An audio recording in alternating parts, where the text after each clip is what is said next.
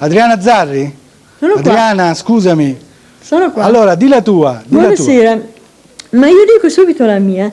È uscito fuori in questo dibattito molto ricco, molto vario, è uscito fuori il discorso della laicità dello Stato, che mi sembra un discorso che torna di attualità perché si parla molto di papisti, questo termine così che era molto in auge ai tempi della Riforma e che noi sentiamo, i cattolici non clericali sentono come offensivo.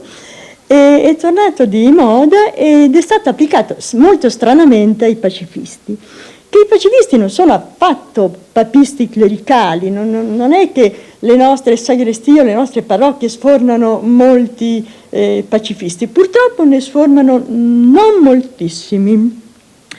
E mi sembra invece che dei fenomeni di, chiamiamolo papismo, chiamiamolo clericalismo, lo troviamo anche in altre aree. Io trovo che è molto più papista Craxi che ha scodinzolato abbondantemente per fare il concordato.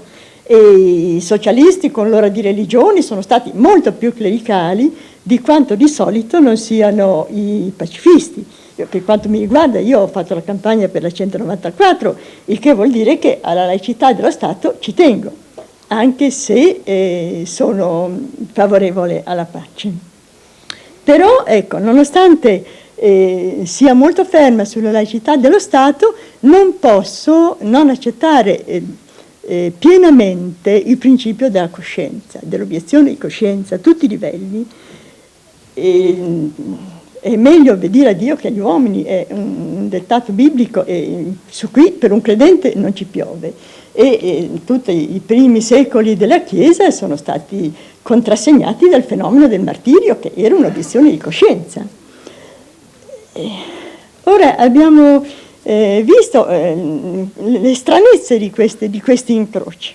E poi mi ha molto divertito l'invito alla conversione, chiamiamola così, rivolto a Torre Alta. Non so se sia diventato musulmano, io non intendo ironizzare su dei fatti così importanti né sul cristianesimo né ci sta pensando, sull'islamismo.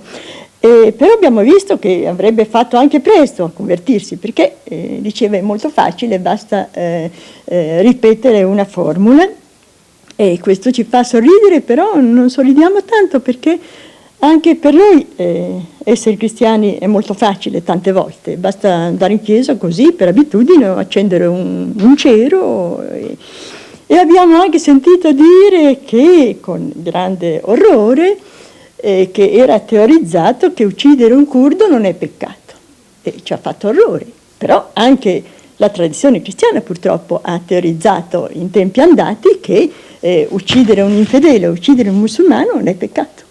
E allora vediamo come il fanatismo religioso può essere terribile e come invece l'obiezione di coscienza ci richiama alle radici della fede che portano a ben altro.